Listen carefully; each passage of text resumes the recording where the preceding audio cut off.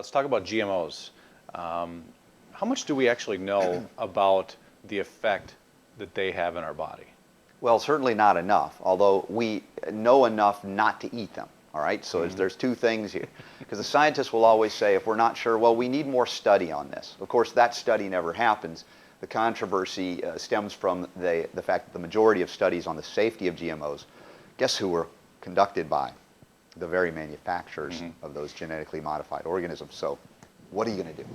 Well, we look to any independent research. And of course, the big study out of France that came out some months ago was about a 2-year study, not a 90-day study, of rats fed GMO corn, for instance, and found that tumors were popping up all over these rats, and also having other endocrine disruptions, inability to procreate. So we got infertility issues, sterility issues. So there's enough over a longer-term study that says this is a disaster, an absolute disaster. And I talk about it in terms of, yes, they're called genetically modified organisms, but I really think that they should be called GMAs, genetically modified abominations. Because there's no place on the planet for man to out-create so-called the creator, in this case, in my opinion.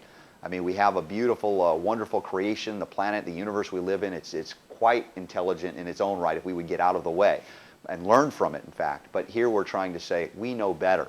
Let's orchestrate the creation of new things, like they cross, a fish with what now? I mean, a tomato with, all of these things are just absolutely frightening. And the idea is, of course, well, we want to feed the planet. Well, if you wanted to feed the planet, you go into the places that are barren and rehabilitate the soils. You would make sure that there is adequate water in those places. But their idea, of course, is all about bottom line profit. How do we own food? How do we control the population? Well, food, water, big part of it. If you can manage their diseases by creating those diseases from the get-go, the disease machinery, if we will, the making machinery, starts with the vaccine issue. I mean, that really is the starting point, and that's like your lifelong gateway drug to dependence on the pharmaceutical industrial complex. So all of these things do coalesce and come together. I believe the GMO issue is going to be found to be one of the worst mistakes that we ever made in terms of promoting feeding of the world, but in fact creating even more diseases that we've never even seen before, or worsening of the existing ones that shouldn't be around at all. So what can people do, and how will they know what they're looking for when they go to purchase food? We're in California right now, which is a battleground last fall, Proposition 37, yes, I believe, that failed in terms of that was supposed to label GMO foods. Like I said, it failed. So what do people do? How do they know if what they're buying is genetically modified or not? Well, the only thing you can rely upon to some degree is the certification agencies of organic agriculture. There's a federal and there's some state and local. Now, that's even not 100% guaranteed. I really say this, that we need, instead of growing lawns, we need to start growing our food. We need to save the seeds, the heirlooms, the organic food seeds that you have, and start planting, even if it's in your windowsill, vertical, anything you got. The thing is, we have got to bring that food back into our own production, back into our own lives. And there is going to be a time when already I don't feel I can trust. I mean, listen, you go out and have tortilla chips at a restaurant. 100% of them are, if they're not organic, you know they're genetically modified. All of them at this point. And so how do you know? Well, you find these local families you can trust that are starting these local businesses. We need to go back from that global perspective.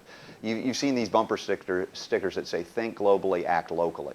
That's cool. But the problem is most people are thinking globally and trying to act globally, which is impossible. You think, the bureaucratic oligarchy in the United States, which is supposed to be, some form of a Republican form of government, and I don't mean Democrats and Republicans, but you go back to the origins of it, and you say it was a limited government. It wasn't supposed to embrace global corporations and mandate their products be utilized and protect them from competition from local farmers. I mean, they've wiped out a lot of the family farmers, but each and every one of us has an obligation now to become a family farmer.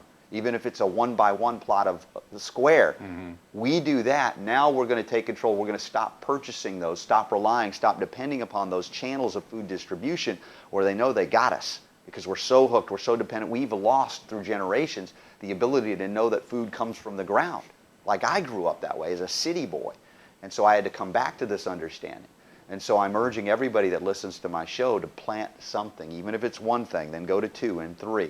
And in that way we can break the back of the genetically modified abominations because we're no longer relying fully on them for the food that we bring into our families. So I think it's a simple solution, although one that's not thought of because, oh, no, we have to have government intervene. If you're going to wait for that to happen, they've already intervened. They've intervened on the side of the genetic modifiers.